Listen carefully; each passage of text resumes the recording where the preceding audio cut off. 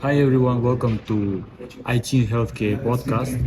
So, in our episode, we are going to talk about robotics in healthcare with my guest, Shekish Batirhan, PhD student of Big Data Analysis in Healthcare, specialization in Asana IT University. Thank you for joining us today, and I'm looking forward to speaking to you.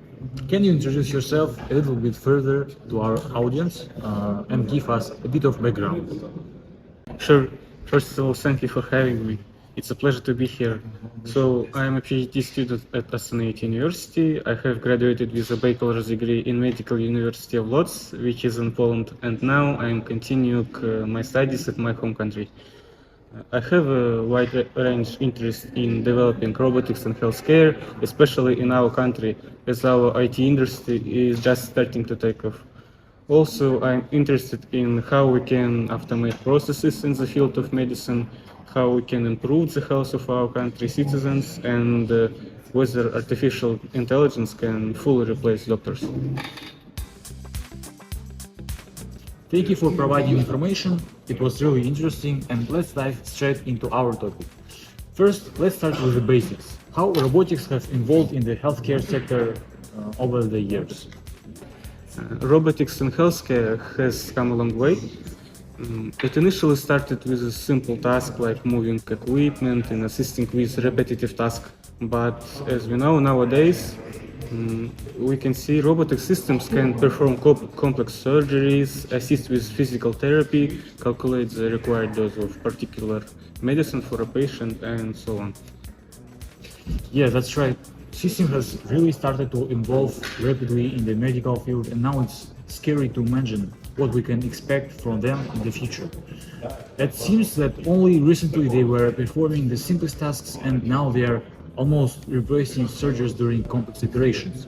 Okay, let's move forward. Can you give our listeners some examples of how robots are being used in medical field today? So let's start with the surgical assistance robots that help surgeons achieve new levels of speed and accuracy while performing complex operations with AI and computer vision capable technologies. Some surgical robots may even be able to complete such a complex surgeries like heart surgery, thoracic surgery, and so on. There are also social robots that can be used to provide social interaction and monitoring with patients. They may encourage patients to comply with treatment and keep them positive.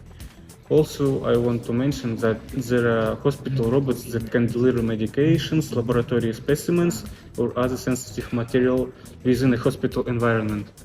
Additionally, it uses Wi-Fi to communicate with elevators, automatic doors, and fire alarms. Yeah, that's great. Let's keep moving forward. You mentioned that there are some robots capable of performing complex operations. In this regard, I want to ask you what's the difference between robotic and traditional surgery? Can it be dangerous in case of error occurs in the program? It's a good question. We usually check the system for the presence or possible occurrence of an error in the program before carrying out the operation. However, if this does happen, we always have a backup robot surgeon available. And the difference between robotic and traditional surgery is that robots offer greater precision, smaller incisions, less pain, less blood loss, and shorter recovery times.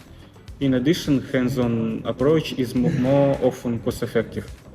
However, the choice between two will depend on the patient's needs and the surgeon's expertise.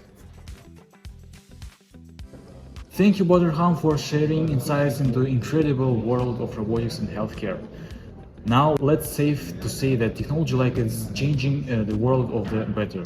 Robotics in healthcare is a great example of how innovation, knowledge, and diligence can come together to revolutionize the way we care of one another, leading to healthier, happier lives and brighter future of all. As we wrap up, do you have any final thoughts or advice to our listeners? Stay informed and be open for technologies. The future is bright, and we will continue to develop our healthcare sector in our country through implementing high technologies like this. Absolutely. Thank you so much for your time today. I really appreciate it. It was so interesting talking to you. I hope you had a good time as well. I look forward to work with you again. It's a pleasure, thank you.